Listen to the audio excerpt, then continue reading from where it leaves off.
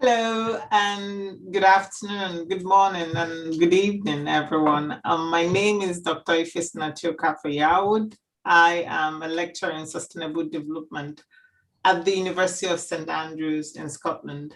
I am originally from Nigeria, and my specialist area is leadership, security, and development, with an emphasis on maritime governance, safety, and security, primarily in relation to maritime governance and security issues in Western Central Africa or the Gulf of Guinea, for those that are more familiar with the region.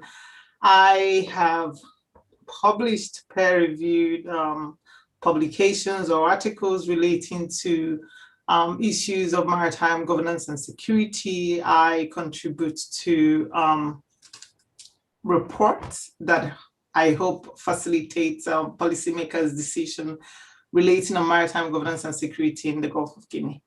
But of course, today is not about me. Today is about Dr. Isa Elegbede, who would be presenting on the blue economy, integrating approaches in seafood certification through socio-economic and technological inclusiveness. Before I read his bio, of course, I want to say that this is a very important topic, especially in the context of West Africa. And as a Nigerian, Dr. Isa is also a Nigerian as well, in the context of the significance of fisheries resources, not only for Nigerians, but for West African countries. And the fact that, unfortunately, this resources is significantly threatened by the impact of marine pollution, resulting primarily from the operation of oil companies of the coast of the Niger Delta area, the impact of overexploitation, illegal, unreported, and unregulated fishing, and of course, the impact of climate change is sort of exacerbating the rate at which fisheries resources is depleting. And it has a very adverse implication on the people, especially small-scale fishers who depend on this resource for subsistence. And so this topic is absolutely very important. And I'm so excited to have Isa today. And I'll tell you a bit more about Isa. Dr. Isa Elegbede have a PhD in environmental science, sustainability science from the Brandenburg University of Technology, BTU, Cottbus in Germany, an MSc on environmental and resource management, ERM, from the same university, an MSc on marine science, marine pollution and management from the University of Lagos, Accra, Nigeria, and a BSc honors in fisheries and aquatic biology from Lagos State University, Ojo, also in Nigeria. He's an assistant lecturer at the Department of Environmental Planning at Brandenburg University of Technology in Germany, and he was a visiting graduate scholar at the School of Resource and Environmental Studies and College of Sustainability, Dalhousie University, Halifax, Nova Scotia in Canada. I'm so excited to have you, Dr. Isa, and the floor is back to you to tell us about your work. Thank you. Yeah, thanks so much, Dr. Ife Sinashi. Really appreciate the introduction, and as well our distinguished attendees.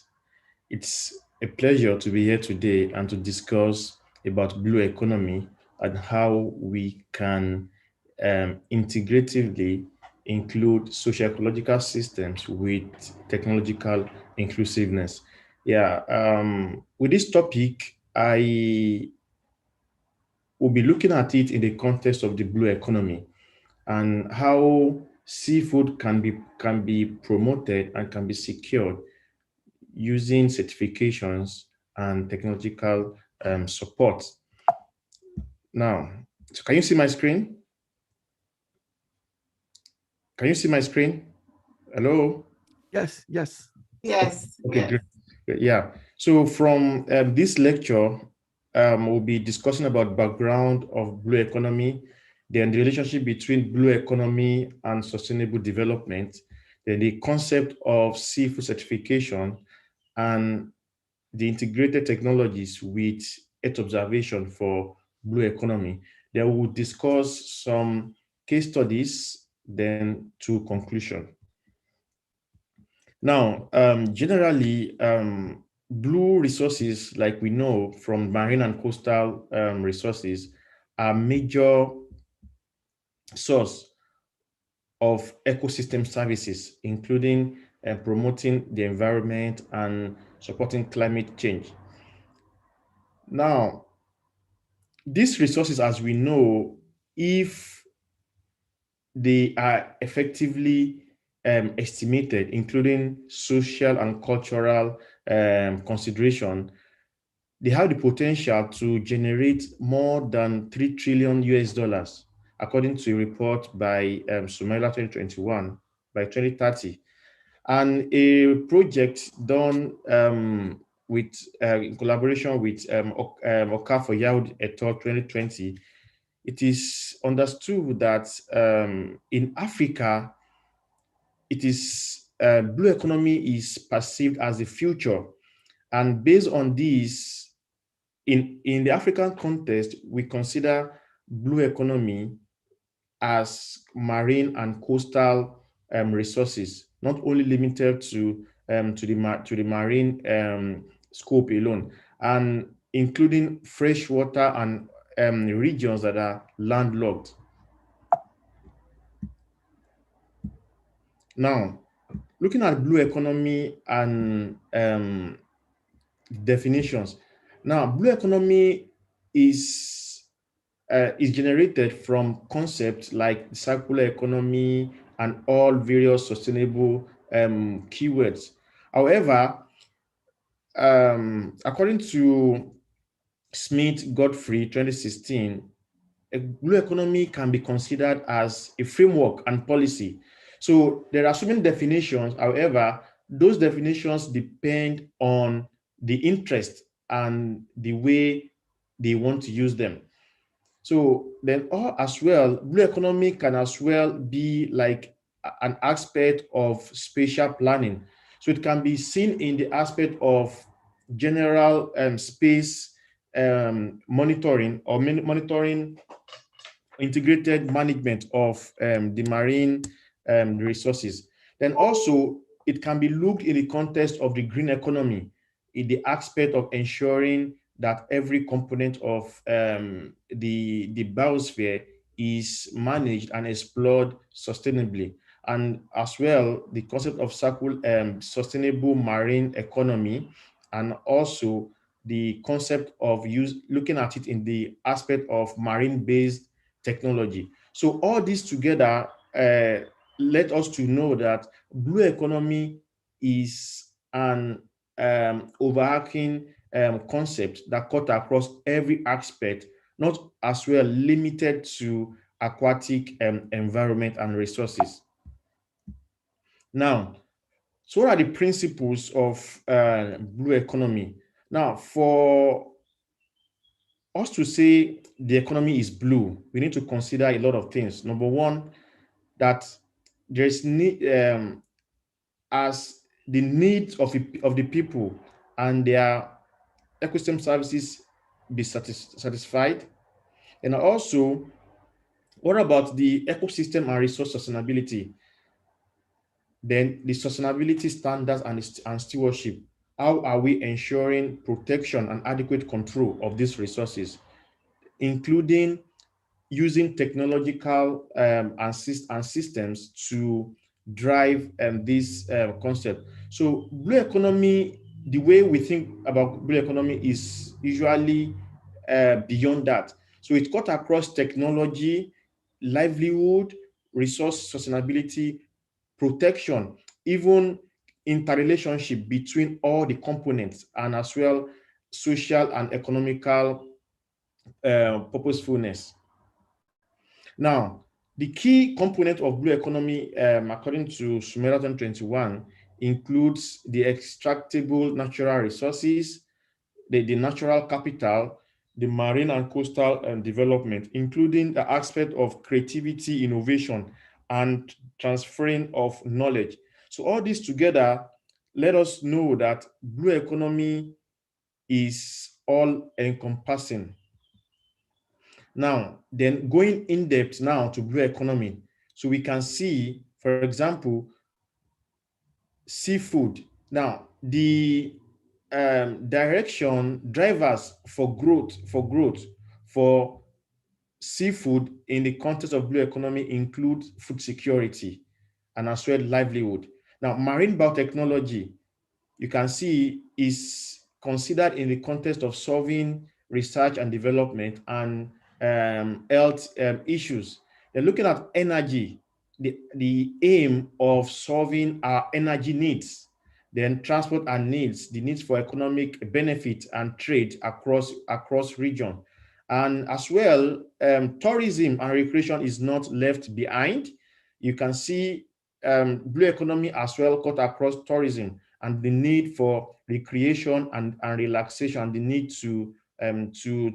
for enjoyment as well. They're talking about aspect of the carbon industry, so carbon sequestration, capturing carbon. This is another industry that is as well considered under blue economy. Then we talk about protecting the marine resources, the coast, and as well waste disposal. So the driver for this include managing our waste, both the aquatic, the litters, and the terrestrial waste, because we know um, aquatic waste are sourced from terrestrial environment, and as well biodiversity. The drivers for biodiversity includes ensuring that ecosystem structures is well maintained. Now, all these together are interconnected, and as well, we can see there could be possibility for changes, but in the context of blue economy, we have to understand that there are uh, economic benefits known as the capital benefit. So with this, it tells us that a blue economy will be highly beneficial if they are adequately managed and adequately controlled. Now, blue economy, as we know, is also reflected in the Sustainable Development Goals. We have 17 goals, and all these goals are interconnected and interrelated. Starting from goal 1 to goal 17, they are highly connected. But specifically, goal 14, which is life below water. So life below water has about 10 targets. And with these 10 targets, as you can see, there are so many components of these targets. Presently, majority of these goals are yet to be achieved. And that is why the decade of action is really important for everybody in the industry. So you can see, based on this diagram, you can see the aspect of insufficient data. Looking at this, the aspect of small scale fisheries, you can see for mostly least developed countries, there are issues of not harnessing the benefits. So meaning there are insufficient data to achieve this goal. Then looking at the red portion, areas that are not achieved includes sustainable management and protection of the ecosystem, the biodiversity, regulating fishing, the aspect of IUU, illegal, unreported, and unregulated fishing, and even negatively impacting the fishing area. Now, the aspect of prohibition on use of subsidies that affect capacity and overfishing. So this has not been achieved, including using adequate research and development to transfer knowledge is yet to be done. And you can see the aspect of assessing small scale and artisanal fishers and including giving them link to the market are not achieved. However, there are partial improvement or achievement in the areas of conserving at least probably about maybe 10% of the coastal environment, or probably minimizing the impact of ocean acidification and enhancing sustainable use in order to implement both international, regional, and connecting them to the local laws. So telling us that the blue economy is not left behind in the course of achieving the global sustainable development goals. Now, the moment of achievement, in order to achieve this, there is this route, and as we can see, this is 2020. It's expected that by 2020 we should have achieved target 14.2, 14.4, and 14.6, which includes managing the ecosystem sustainably, ending illegal fishing, and as well subsidies, controlling subsidies, and restoring the fish stock. But these are yet to be achieved. So along the line, you can see there are so many targets that are envisioned before 2030, which includes the benefit, ensuring economic benefit to all regions and resources, and as well reducing marine pollution, including ensuring the fish resources are streamlined into ensuring food security at the broader scale. But with this, Decade of Action has three major goals. Number one, ensuring inclusiveness. Everybody must be involved, mobilizing everyone and linking to every portion of the head. And then as well, the need for urgency. So now there is need for everyone to be on board, and the need for everyone to be highly ambitious to achieve these goals. Then lastly, there is need for innovations and to design creative solutions towards solving all these problems. So these are key tools that links our topic of today, inclusiveness, using technologies and using various approaches to solve issues and to ensure that this our resources is completely blue. Now, after this, we talk about the concept of seafood certification. Now, as you can see, because of inadequacies in management of the resources from states, so the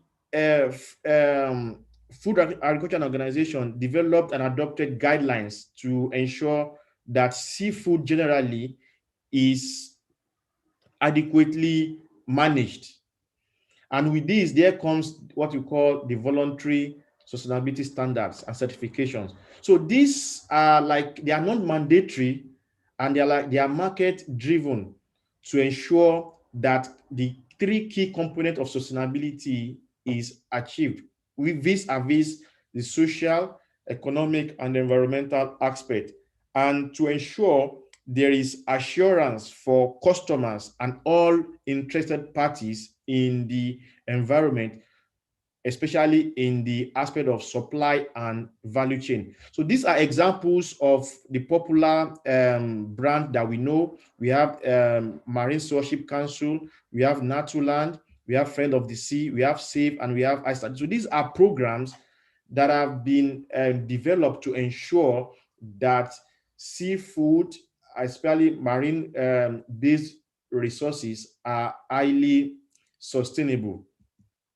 Now, previously, due to various interests and unregulated activity of this concept, um, there comes the existence of this initiative called the Global Sustainable Seafood Initiative. So this initiative cut across all stakeholders, including institutions like the WTO, government regulatory organizations, and with benchmarks and guidelines, including indicators, to move all these programs together. For example, the Marine Stewardship Council and the Friend of the Sea, so that they can have like a common indices of checking if they are achieving the sustainability of the seafood as envisioned.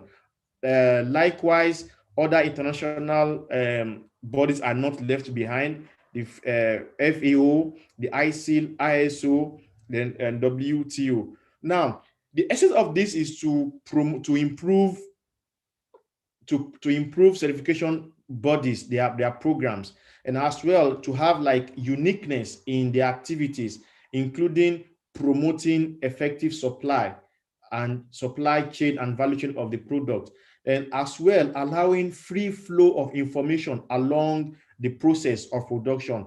And lastly, so that there could be transparency in case we want to trace the source of a particular seed product.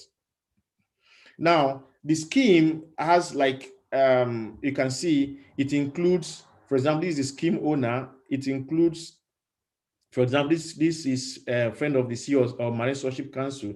So it includes international references like ISO and ICIL. Then these are incorporated in the standards. So at the process of setting or developing standards, these programs consider all these international references that we have considered, be it FAO, ISO, and the rest. And with this, it cut across having the standards and revising them, and as well doing certification. So after this, there is a regular review of this process, and this then links to the accreditation, where there is verification of the competence of these bodies by other independent bodies, and as well having certifying the fisheries, then producing the seafood product. So this tells us that this program, the certification scheme, is not isolated. It's all encompassing and is highly integrated, including all various forms. However, there are major requirements. Number one is to ensure that the management of the fishery is ensured, and to also ensure that the stock that we are trying to protect and we are trying to manage is highly considered, including the impact of the fishery. So the impact of the fishing activities on the ecosystem should as well be highly considered. However, with this, there is need to have enough data, and that's where the issue of data comes in, because globally, especially for developing countries, having enough data has been challenging for a lot of fisheries, especially developing fishery. So because of this, there is need to have enough data. And when there's enough data, there will be more evidence for conservation and for management of the resources. It will be possible and easy to monitor and control the activities of the fishers with adequate enforcement, and as well the stocks will be protected and the environment will be preserved. Now, coming back to the issue of data, now we realize getting enough certification, you need to have data. And what are the methods that we've used in the past to collect data? We've collected data from landing reportings, from self-reportings, on onboard observation, from the fishing vessels, survey, and logbooks. However, with all this, they are not enough, and there is need to integrate technology in order to have an all inclusiveness in managing the fishery. So, and that is why the aspect of Earth observation comes on board. Now, with Earth observation, and you can see with the conventional data, we know that it's very expensive to collect data, especially for developing countries, for example, like Nigeria. As well, it is time consuming and require special, for example, bureaucracies and permission and licenses to get some of this data. And you need human capacities as well. And lastly, there are a lot of logistics planning. So because of this, there is need to also find other ways of supporting some data that can enable us to manage the seafood effectively. And that is why the next stage that talks about Earth observation and how we are going to integrate technologies with this, sustainability, with certification, including socio-economic system. How we are going to include everything together to have a sustainable blue resources. Now, then why do we need to integrate Earth observation in fisheries? Number one, pirate attacks. We've seen that in the Gulf of Guinea, we are losing a lot of money. According to a statistics, that we are losing around $2 billion annually, which is it's really a big problem. And apart from this, there are threats to conservation and management of fish stocks, which has led to a lot of issues in the fisheries and the ecosystem, including the people that are meant to depend to and benefit either directly or indirectly on this fishery. So you can see, for example, pirate attacks has been a lot of issues affecting affecting people in the region. And you can see the legend here. There are a lot of violent attacks around Nigeria, and though there are minor in some other part of the region, but you can see there are a lot of threats and violence, including wounded crew around this region. That is why there is need to integrate Earth observation to a blue economy. Now, so what are the benefits? Now, Earth observation will have the opportunity to control oil spill pollution, to control the fisheries, to ensure safety of fishers, and as well security. So with this, it could be easy to identify sources and to do assessment of the risk from oil that is polluted on the water body. On the fish control, with Earth observation, we can easily identify illegal fishing and understand fishing patterns of fishers, and as well be able to estimate fishing efforts during fishing. Then on the aspect of safety, we can easily monitor accidents and comply to navigation regulations. And on the aspect of security, we can still manage to monitor piracy, including to monitor unflagged fishing vessels that are coming that are coming for illegal activities, and also fishing boundaries and limits can be controlled and can be adequately monitored and managed. So now, with this, so apart from the wide capture, it's still possible as well to use these technologies for seafood production, for aquaculture. This is the picture of one of our colleagues working in cage culture in Badagry, Lagos, Nigeria. And it has been identified that the use of this technology, for example, to get data like environmental data such as chlorophyll, temperature, use of oxygen, and as well having tags on fishes that are cultured and using them with existing data like the hydrographic data and weather data.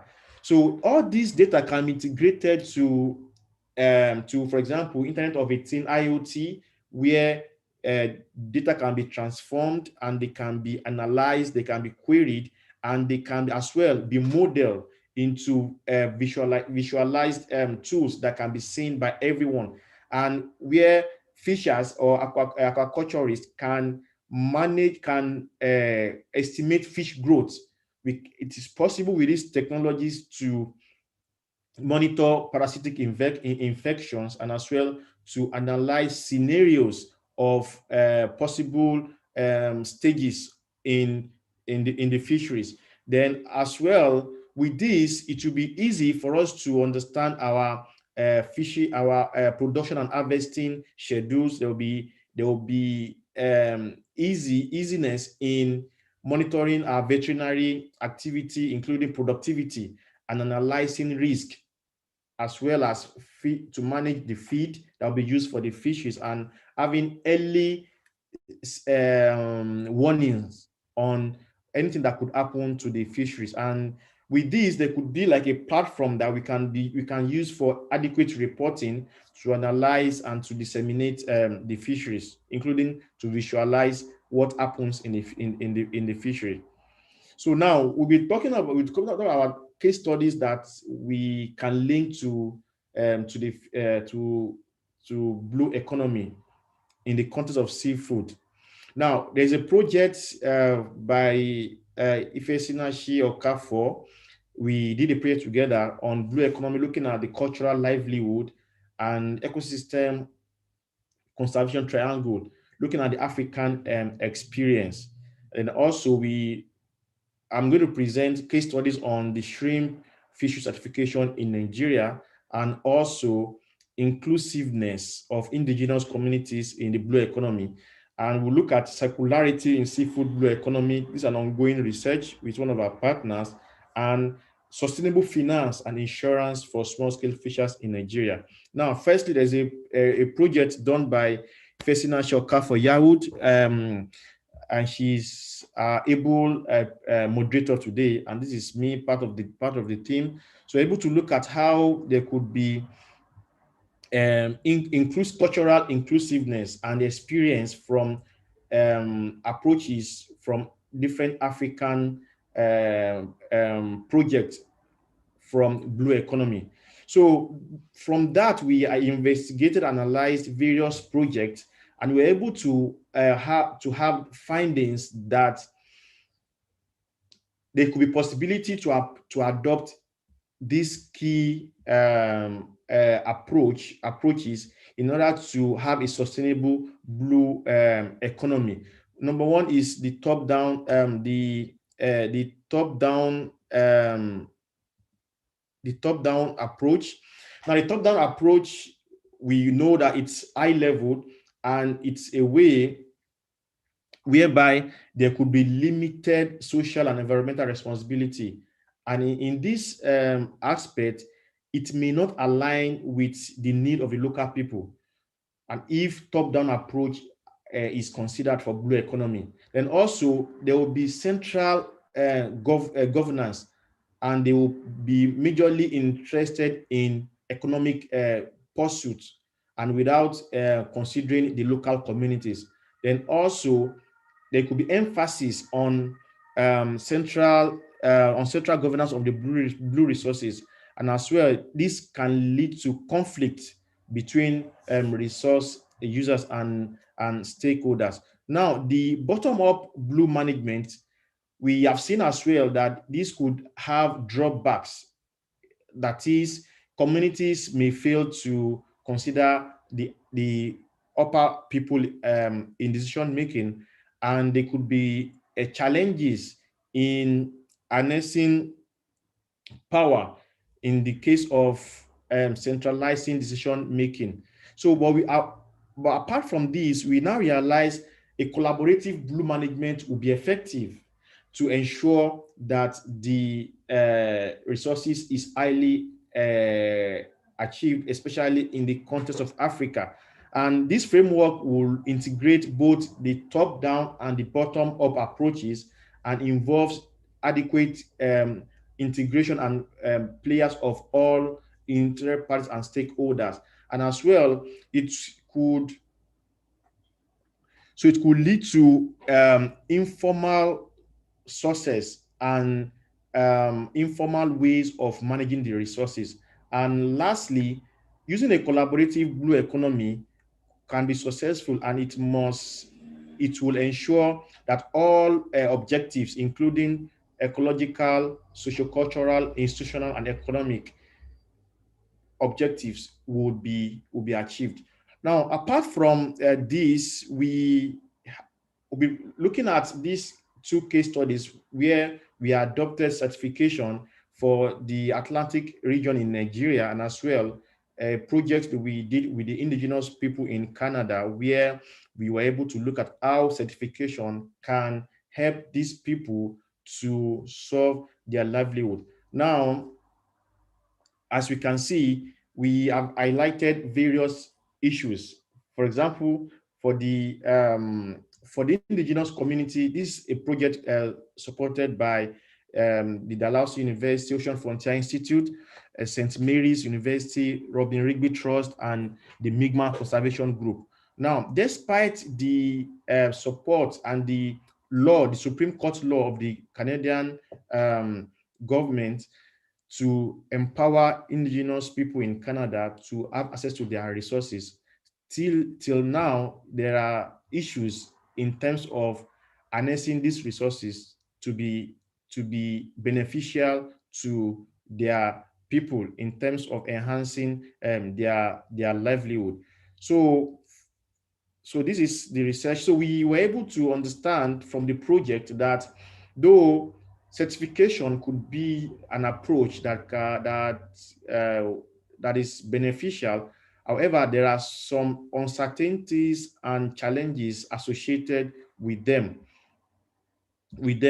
and which includes there could be because of inadequate capacities, there could be issues of landing and gluts that could reduce value of this fish product, issues surrounding pricing, and probably can lead to the demand of the lobster product. And as well, we have realized issues that concerns um, variability in the quality of the product, including aspect of middlemen, and lastly, inadequate capacities amongst the indigenous people. And other issues that we have identified in the project include the cost of certification. Who is going to finance the certification? The indigenous people might not have the cost to have the certification program running. And as well, issues that concern dominance. They might want to consider dominating the program, including how to translate traditional knowledge with the conventional knowledge of the indigenous people, because we have seen that indigenous people around the world are loaded with historic knowledge of managing these resources. So there might be conflict in merging and translating technological results with the traditional knowledge, and also the issues that surrounds recognizing territories and access to allocation, including adequate participation and accountability. However, we have seen that having an indigenous certification will promote adequate holders relationship, and it could lead to openness to international market, whereby people will want to appreciate the indigenous um, practices to explore and to support their programs.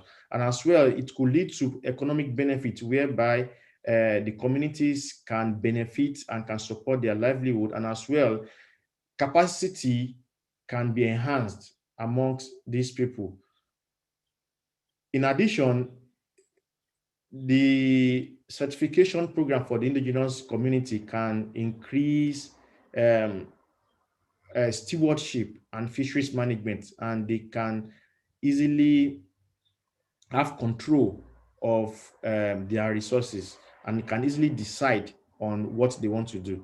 So now, with this, going to the Atlantic, the certification in Nigeria. So it's a project that includes socio-ecological systems with theory of change and adopting a surplus production theory, whereby the theory of change is used to investigate the intervention of the Friend of the Sea as a certification program on the socio-ecological aspect of the Nigerian industrial fisheries. So with this, this prayer was done in Nigeria, and as we can see, Lagos has been the landing site for industrial fisheries in Nigeria, and where the industrial seafood package a lot of their product and export them to external markets.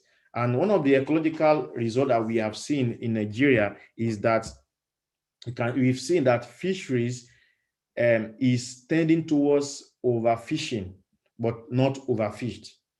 Then also in terms of endangered species, based on reports collected from the certification program, we realize that there has been improvements in the aspect of endangered and bycatch species. You can see rhinobatus, and the cystis margarita were detected before certification, and after certification they were not found.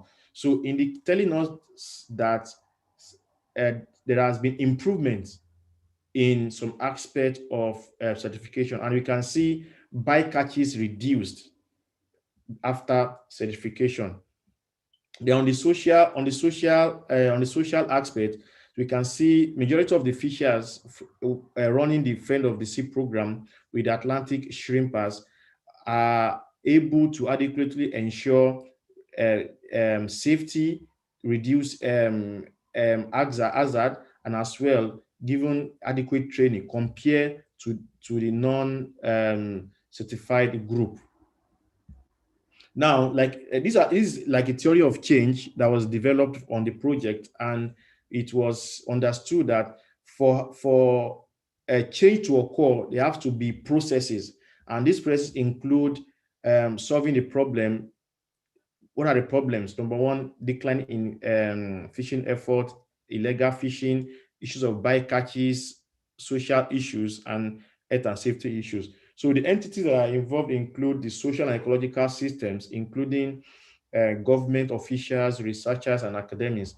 So the entry point to change are for adequate changes, there is need to have data collection, and these standards, including certification process, must be adequately adhered to.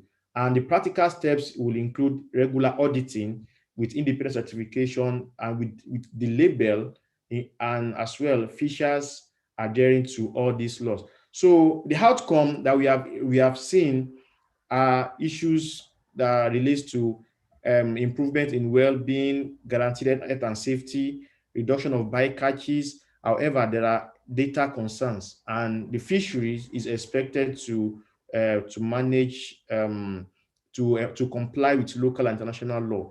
And though all these things are affected by political influence, fish monitoring, capacity building, and as well the external and environmental markets. So the ecological result that was developed include that the resources in 2016 showed overfishing. However, it's not overfished, and the trend in catches increased after certification, and as well the catch per unit effort, which could be used for stock abundance, increased before certification and later was stable after certification. Then on the social angle, we realized our household characteristics was enhanced. However, there are inadequacies in fishers having access to loans and credit, including welfare packages. And friend of the certification has been seen to influence health and safety, capacity building, adequate water provision, and health and infrastructure, including certification and transportation type. Now, secularity. So we are having a project in collaboration with the University of Lagos on using seafood waste. How do we use exoskeleton of seafood waste in the context of circular economy to ensure that these resources are not just dumped to the waste, because there are so many seafood products, and how can we utilize and maximize this waste product. So the research is ongoing, and we have been seeing some results which will be published later. And likewise, we had a project that was funded by Rajopra. Rajopra is a body in West Africa a media body that sponsors projects. So we were able to investigate how the role of microfinance and insurance would support small-scale fishers. So on this angle, we identify so many bottlenecks, and we see the readiness of stakeholders, including some microfinance institutions, to support small-scale fishers. However, I can say, based on our interviews with the fishers, they are really passing through a lot.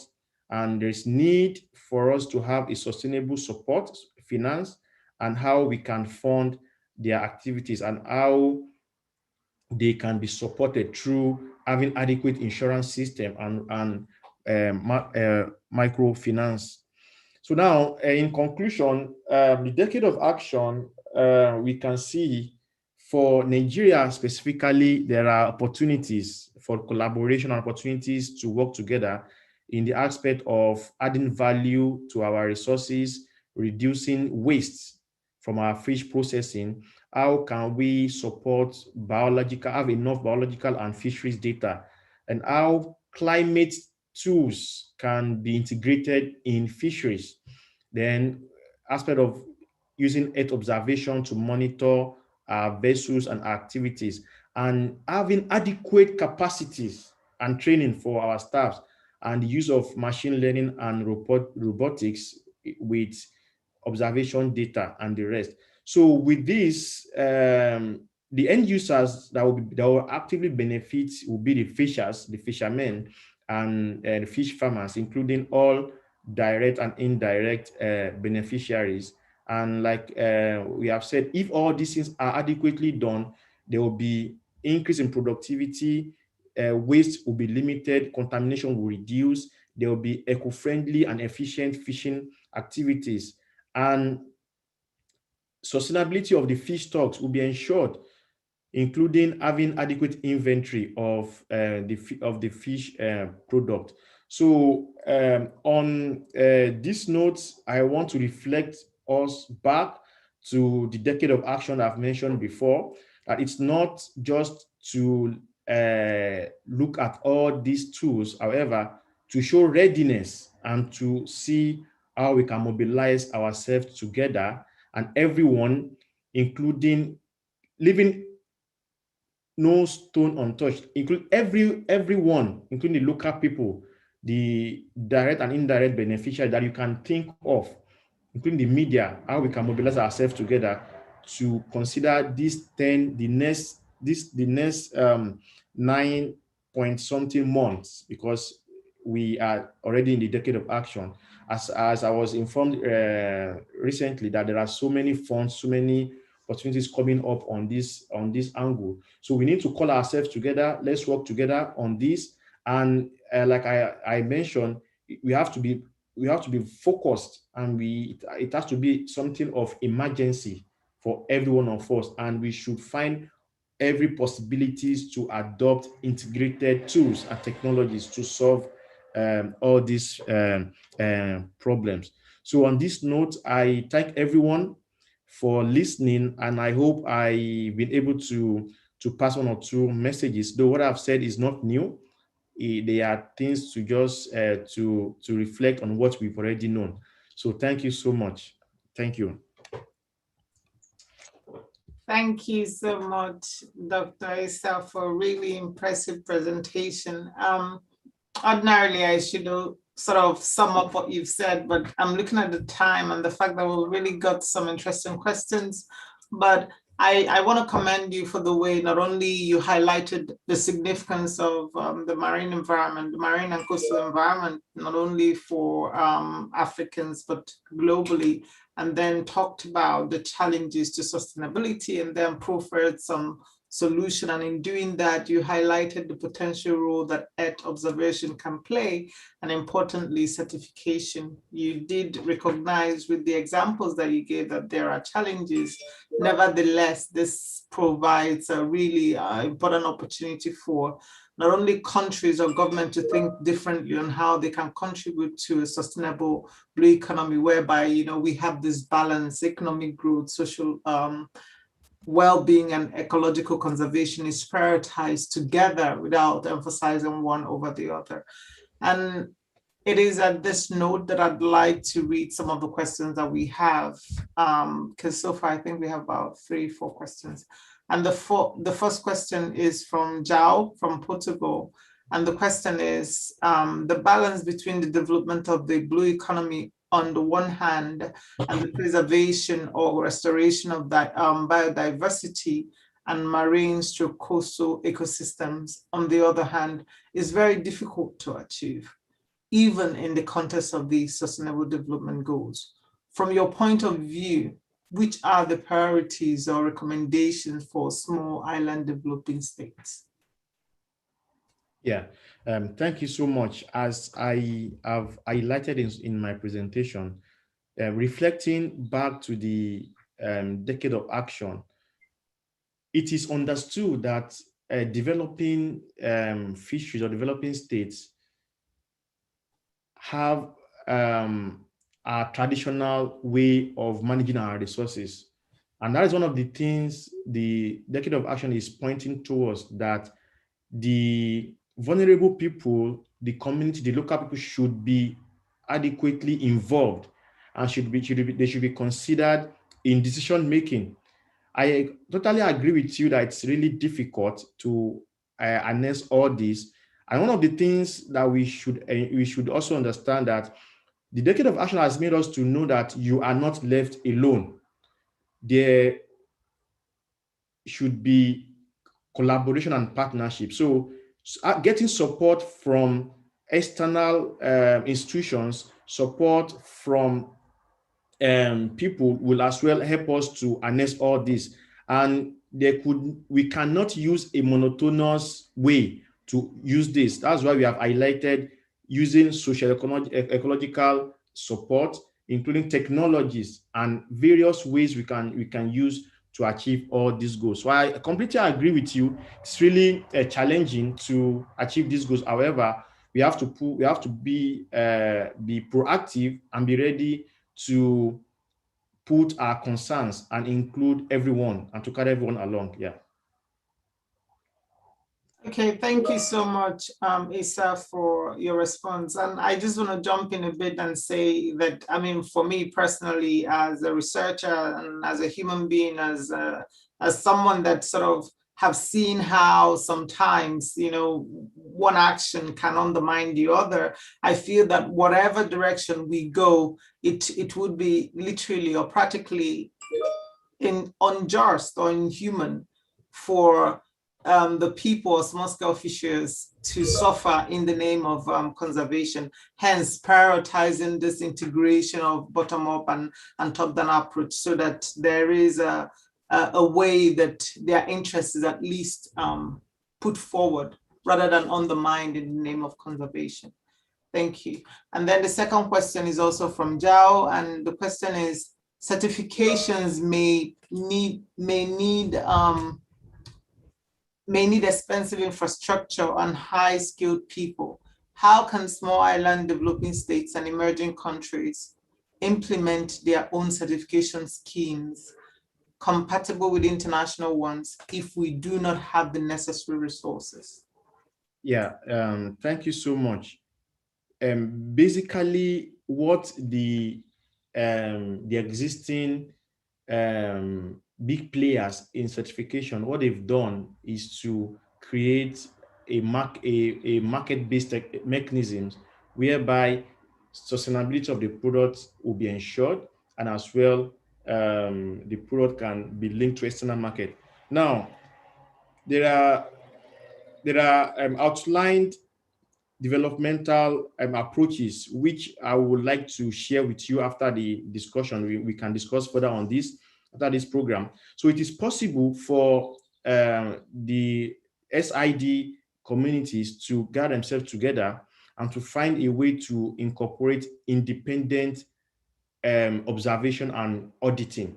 So creating a certification program is not that expensive. However, the major problem is harnessing the external market so that you can benefit from the price premium that will be used to harness the fisheries. For example, in Mexico,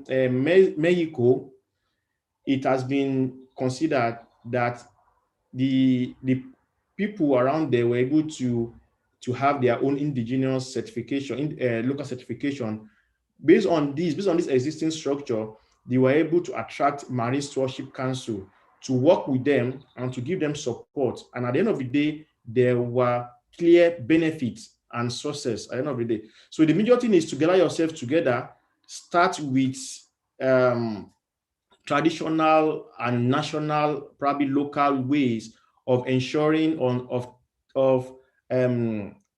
that various things are monitored, including how are we managing the resources, are we using the actual tools and technologies, are we following local or RFMOs or international laws. So if all these things are in place, it will be easy to tell the whole world that we are running this program, and there will be adequate support from that. So we can as well discuss after the program on all this. Thank you so much for the response, Isa. And please, I should have said this earlier as part of the housekeeping. May I ask that if you have any question to type it in the Q&A box of the chat rather than the chat. So I'm going to read the last question here, and then I'll focus on the ones on the Q&A. And this question is from Antonio from Angola. Thanks for your presentation, Dr. Isa. How can we be sure that the data provided by emerging countries for certification purposes won't be used by the rich countries to fish even more in our waters?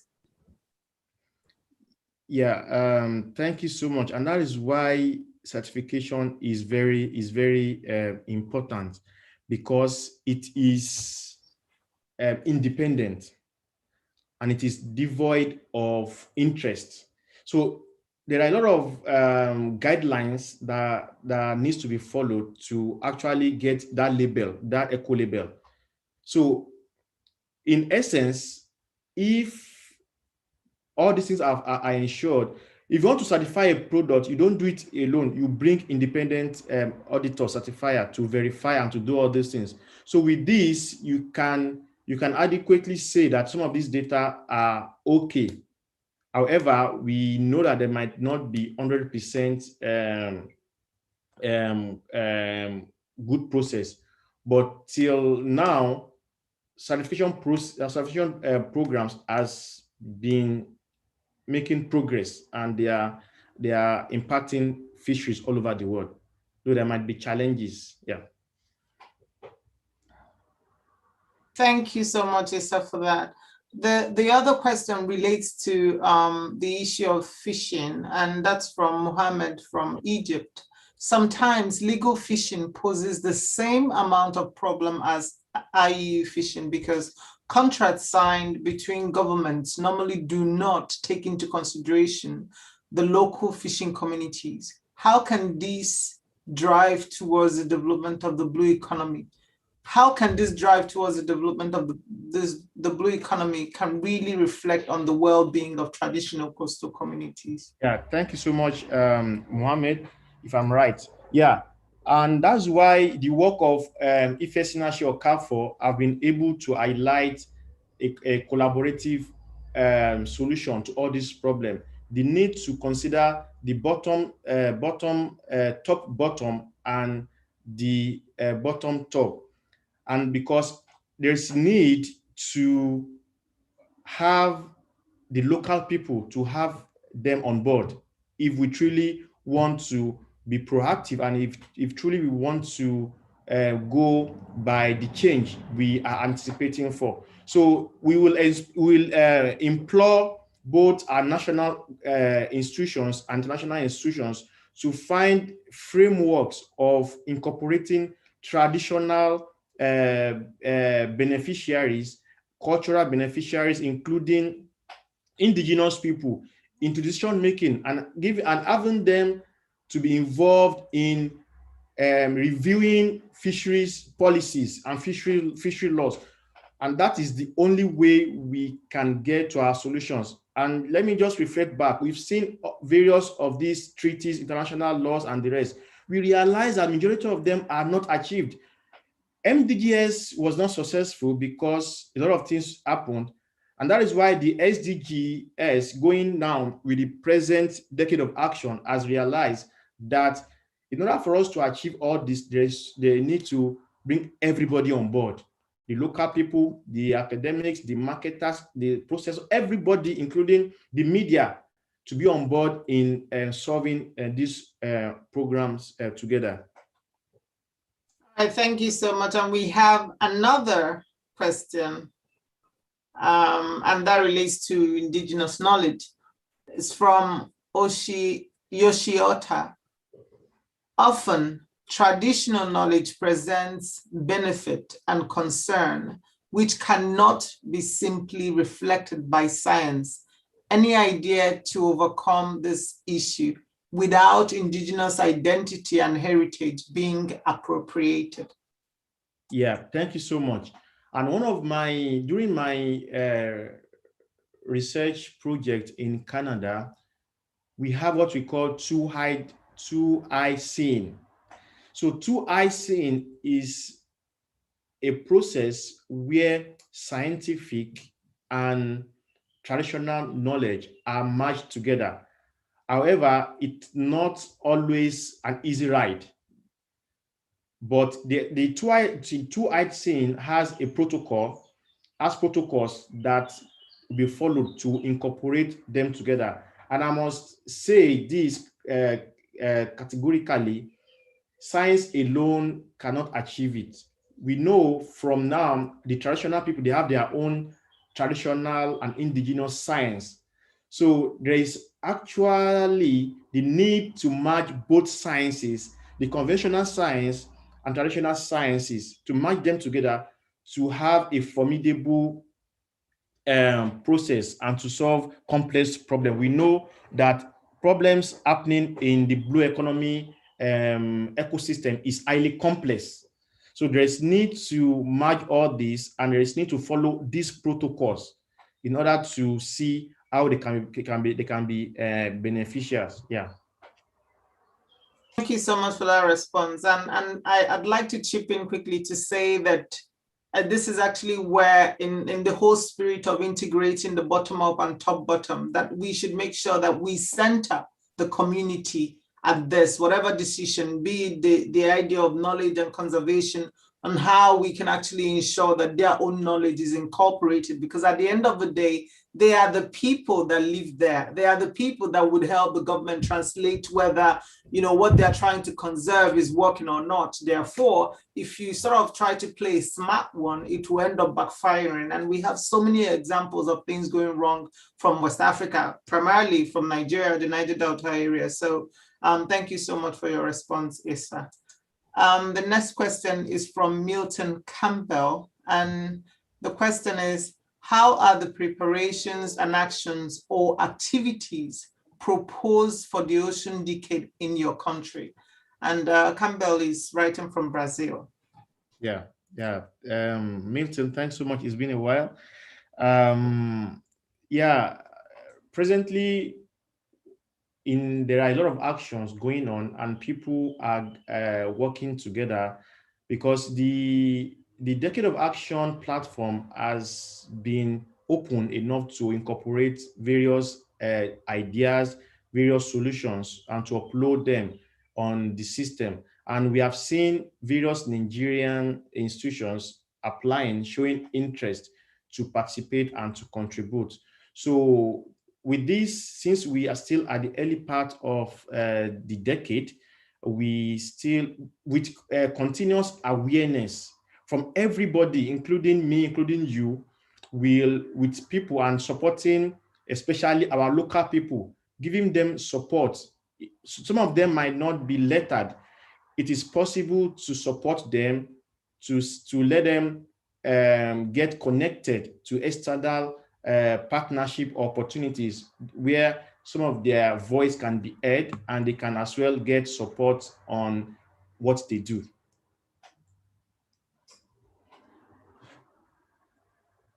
you so much, Isa. We have two more questions and hopefully we can wrap it up. What innovation, and this is from Dr. Professor Libea Fina. What innovative ideas for decarbonization and good management of ocean acidification and its governance during and after COVID-19? Yeah, Dr. Libya, thank you so much for the question. Yeah, definitely. Personally, I might not have an idea for decarbonization and ocean acidification. However, one of the things we should consider in creating innovations is the end users. How will this problem that wants to be tackled be highly applicable to the end users?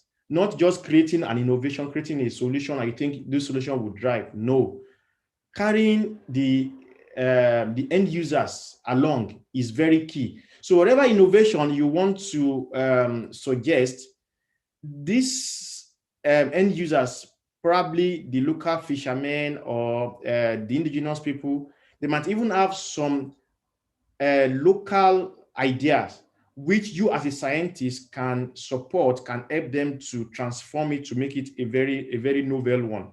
So critically, it is important to carry the end users along, including the interested parties. Yeah. Thank you so much. And then we have the last question from Mr. Utsman Kabiri Muhammad from Federal University of Technology, Minna, Nigeria. And the question is, in what way will the conservation of the fisheries impact the life of fisheries community? Yeah, thank you so much. During my presentation, I mentioned this, that with this, if the fish stocks are conserved and managed, including protection, number one, it will ensure steady catches. It will ensure steady catches from fishers, and as well, it will ensure economic benefits. And you can see so many of the local fishermen, if you check their communities, they are living in poverty.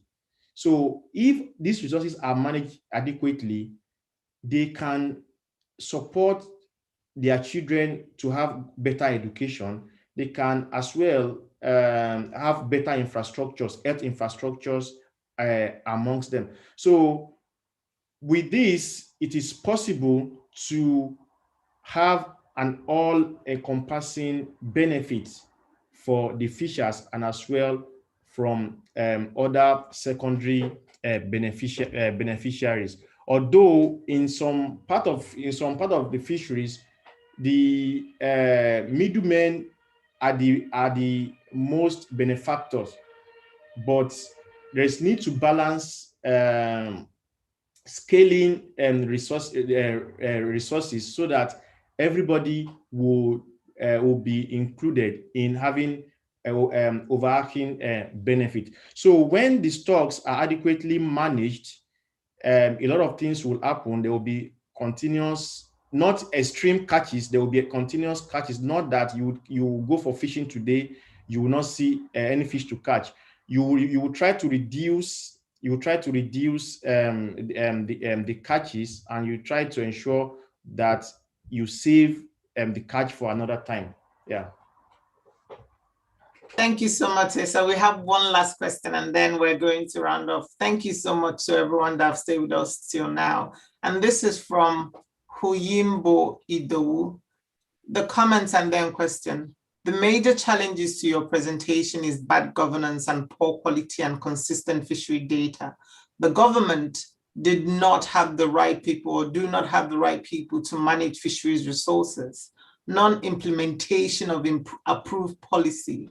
Fisheries sector are not considered as a major driver of the economy.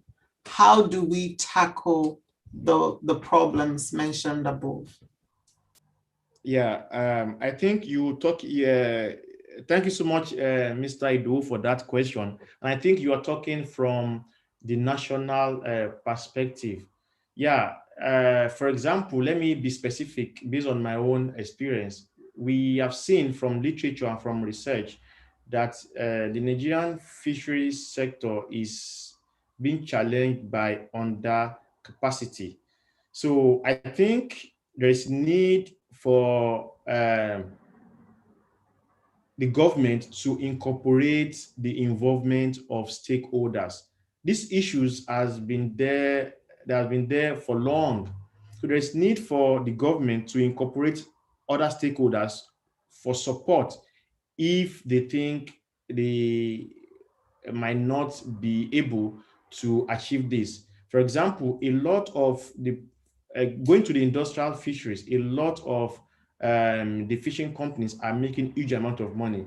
I think the government might as well have a dialogue with them to find a way to support the regulators in ensuring firstly under capacity, and on the aspect of governance, there's need to review the fishery decree, which I have the information that the review is ongoing. And it's not just, let me use this platform to say this, it's not just by reviewing the law, but have everybody on board, incorporate the academics, researchers, local people, the local fishermen. Don't think they are not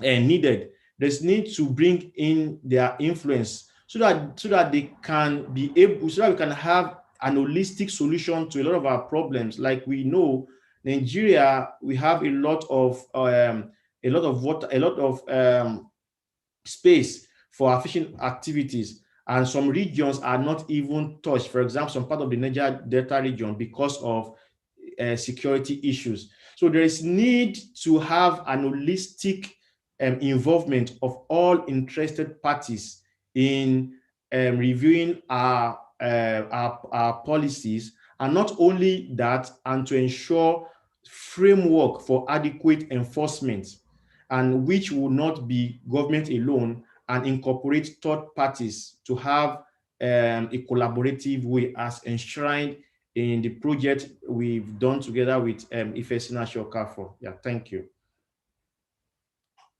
Okay, thank you so much, everyone, and primarily thank you so much, for a very impressive presentation. I have learned so much from you, and from this presentation, I actually cannot wait to read some of the papers that is going to come out from the research that you're doing. Thank you to our participants for the amazing questions and how interactive you have made today's session. We're really grateful. Thank you, and we hope you can join us another time. Yeah, thanks so much. Bye-bye. Bye.